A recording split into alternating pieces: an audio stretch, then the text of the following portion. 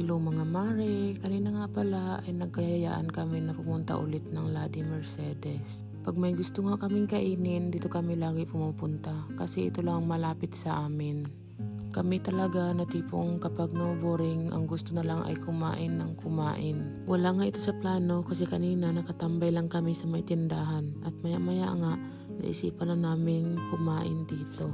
Hindi naman mahal ang mga pagkain nila dito. May 100 pesos ka na, makakain ka na. Minsan nga may narinig pa kaming chismis. Ang sabi daw, parang mapera kami kasi lagi kami kumakain dito. Or kahit saan.